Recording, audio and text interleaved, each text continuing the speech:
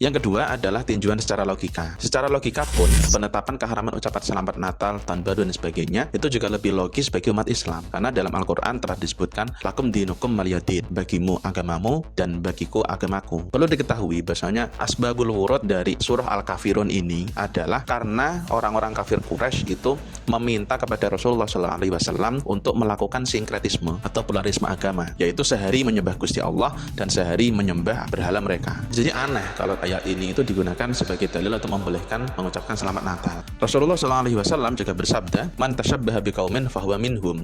Barang siapa nyerupai sebuah kaum, maka dia termasuk bagian dari mereka. Supaya tegak lurus dengan Al-Quran dan hadis, maka sangat logis jika ulama-ulama itu mengharamkan segala kegiatan yang memiliki keserupaan dengan agama lain, seperti mengikuti kegiatan ibadah mereka, berdoa bersama, mengucapkan selamat di hari-hari perayaan mereka, dan sebagainya. Jika seumpama kita itu mengaku tidak meyakini kepercayaan mereka, namun menghalalkan memberi selamat kepada mereka, maka itu berarti kita mengalami bias logika, karena kita itu tebang pilih atau cherry picking dalam menghukumi sesuatu. Yang ketiga adalah tunjang sosial budaya.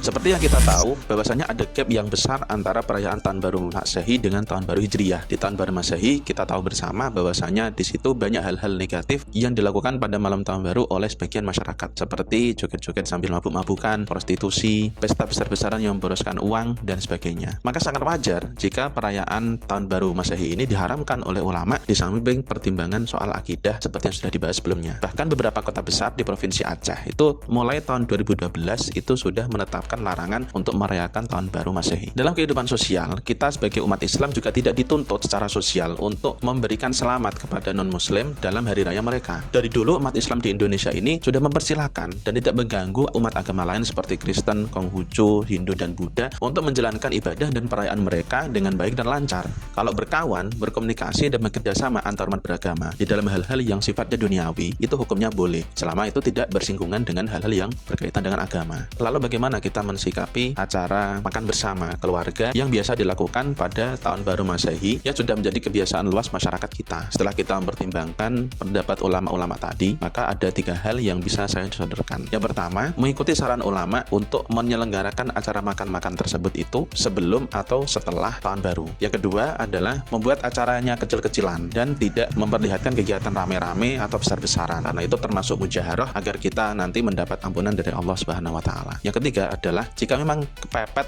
tidak bisa dilaksanakan kecuali di tanggal 1 Januari tersebut, maka kita niati bukan untuk memperingati Tahun Baru Masehi, tapi untuk silaturahmi dengan keluarga dan sebagainya, serta tetap beristighfar dan memohon ampun kepada Allah Subhanahu wa taala. Sekian dari saya, terima kasih. Assalamualaikum warahmatullahi wabarakatuh.